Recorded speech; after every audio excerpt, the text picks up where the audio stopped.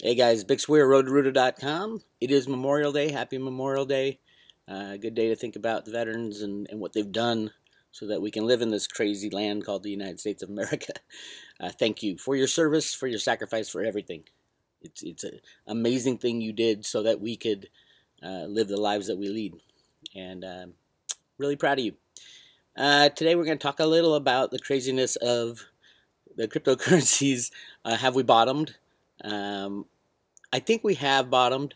I know Bitcoin dipped below 2,000 and now it's up to, what is it now? 2228. 2,228 bucks.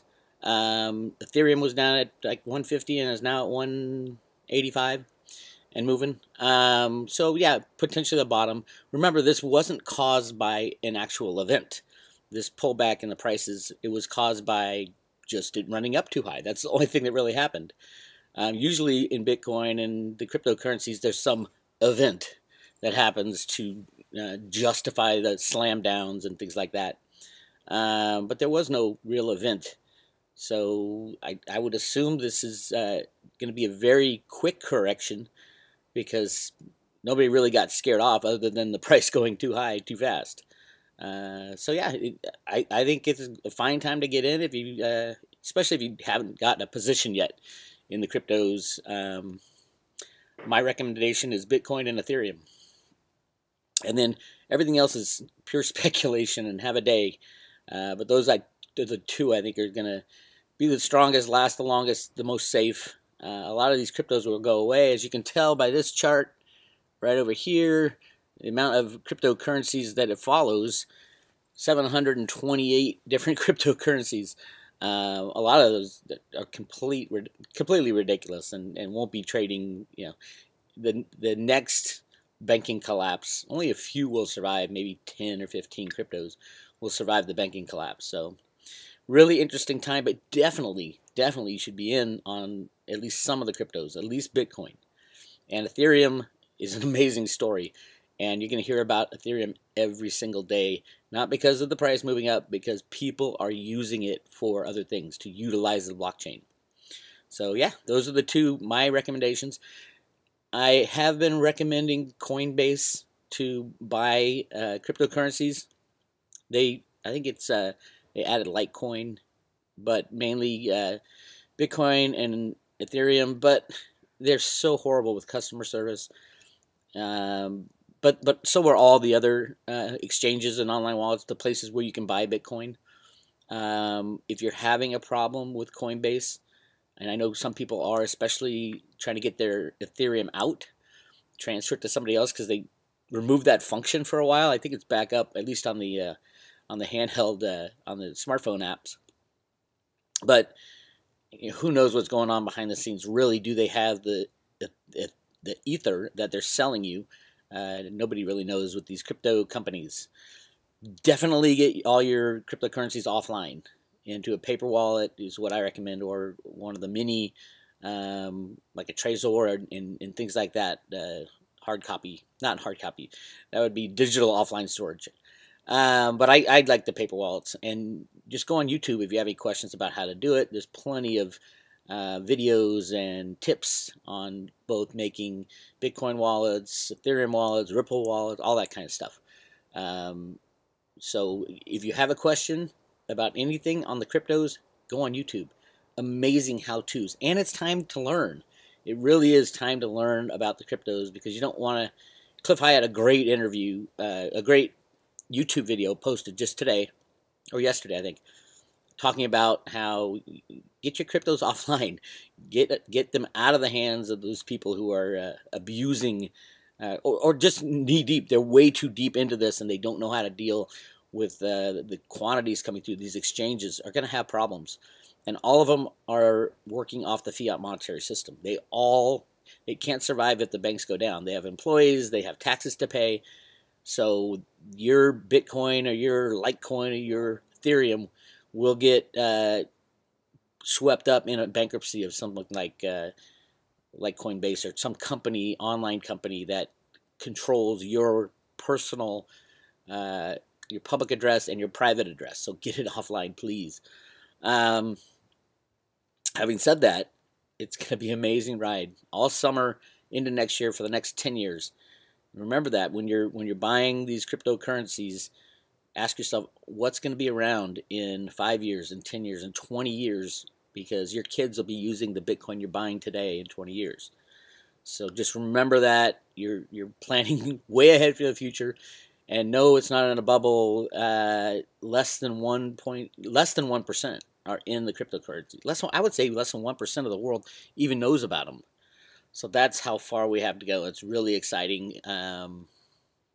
We'll see where it goes from here, but I have nothing but good things to say. But you got to be able to write it out. There's going to be times when you think, "What have I done?" And there's going to be times when you say, "I wish I bought more." It's just the way it works. It's the way it happens. I like to tell people to get it straight in your head that you're not going to sell when the price goes up, and you're not going to panic when the price goes down. You're just going to ride out the waves. If you're a trader, this is just a dream come true with all the action in the cryptos. But remember, if somebody else holds your coins on an online wallet and you don't have your own private address, it will probably be gone when the banks collapse. So just remember, get your Bitcoin in your own possession, take responsibility. You don't know how to do it, go to YouTube and just whatever question you have about Bitcoin, ask it, and you'll find 10 videos on it. It's amazing how much free knowledge there is out there on YouTube about the cryptocurrencies. Don't get caught up in any crypto scams either, because there's a lot of those. Anybody who promises, buy one Bitcoin now and get two in the future, that type of stuff, it's a crypto scam, and there's a lot of them. So just be careful, and if you're going to risk money in some of these altcoins, understand that you're risking it all. It could disappear in a blink of an eye. And that's the other thing is get yourself familiar with Bitcoin, offline wallets, and things like that. Just a couple pennies at a time, because you don't want to move some big amount of Bitcoin onto an online wallet and not know what you're doing, and screw something up somewhere. So many people lose Bitcoin on their computer. A good friend of mine said, "I remember mining Bitcoin back in the day, but I don't know where it is. I wouldn't know how to find it. My computer, that old computer's in my garage." I'm like, well, you can hire someone to try to extract it, or find it yourself, or it could be gone. A lot of Bitcoins just go missing and will never come back, which is really exciting for those of us who learned how to store their Bitcoin and keep their Bitcoin, and it's going to be less of a supply issue, because if 2 million people have lost, if people have lost 2 million Bitcoin out there, there's not 16 million in circulation. There's only 14 million, thus making the remaining accessible Bitcoin worth more. It's the supply and demand issues. Scarcity. It's all about scarcity when it comes to Bitcoin. Bitcoin's much more scarce than any of the metals. We can always find more silver. We can always find more gold. We can always, undersea mining for gold and silver is being, I heard is being implemented already, or talked about at least. Mining on asteroids, things like that. It all affects the scarcity factor in gold and silver. With Bitcoin, you know exactly how many coins there will always be, 21 million. So just, understand that the scarcity factor in Bitcoin is a solid number, a solid fact at 21 million coins that will ever be mined. Even if there's a fork and one Bitcoin goes this way, just like Ethereum did, and there's two, if it's forked, great, you get two different coins. You got them both. And you can literally bet each way which one you want, by selling one and buying the other, or you can just let both ride. I know a lot of people did that with Ethereum, ETH, and ETC, and you can see right here on this chart that ETH was the clear winner in market cap, although ETC has been doing well, but ETH is at $17 billion market cap, ETC is at $1.5 billion market cap. If Bitcoin split and forked, you'd see the same thing. One of the coins would do better than the other, most likely. And which one it is, who knows? You take your pick. I don't think there will be any forking. I think Bitcoin will just keep trucking along, being slow, and even with SegWit, it'll still be slow, and at some point, hopefully, these brilliant computer minds will figure out a way to fix the scalability problem, but I don't think it's going to happen tomorrow. So you just get used to that, the slowness in Bitcoin. But as far as price goes, nothing but upside. It is popping right now. I see Bitcoin hitting. My projection is $10,000 Bitcoin by December.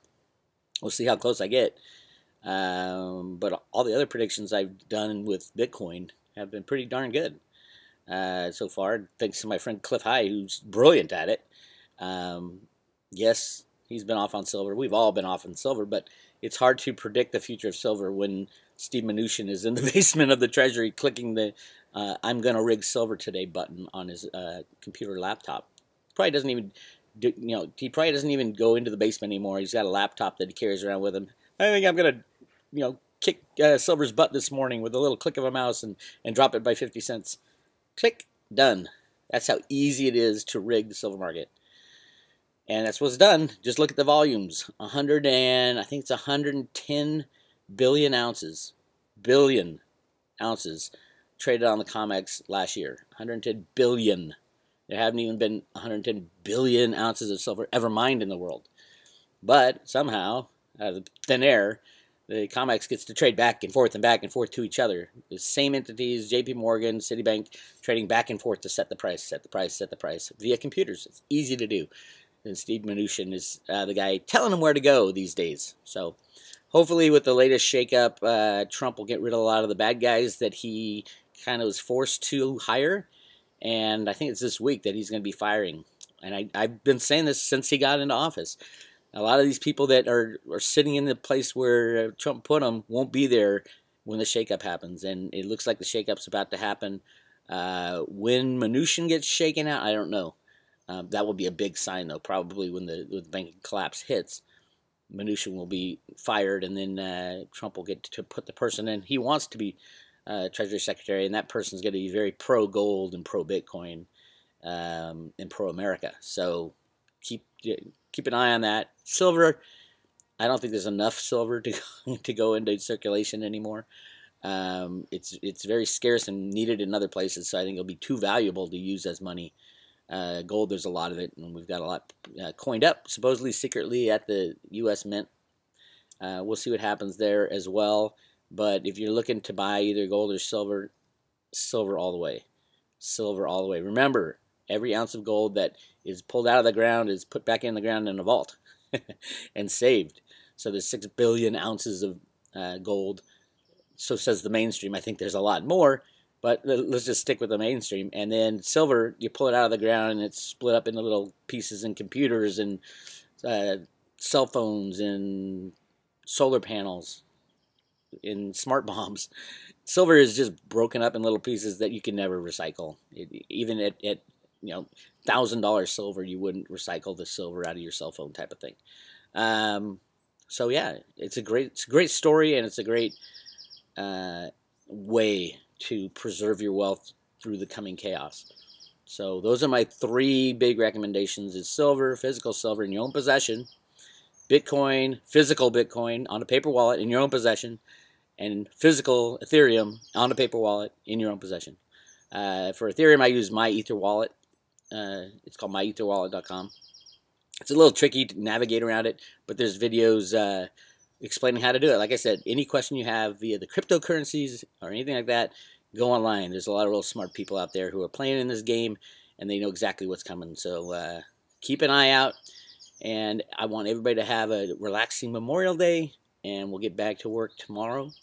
I'll get back to the greenhouse tomorrow, and some exciting things I want to talk about, not related to silver or the cryptos. I'm doing a lot of research on the Grand Canyon gold. Really exciting story that I'm trying to tell in a book, but it's coming slow.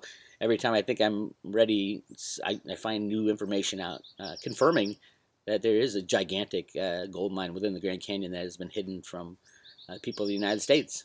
And the bigger question now is, will we get a chance to use it, to mine it, and use that gold?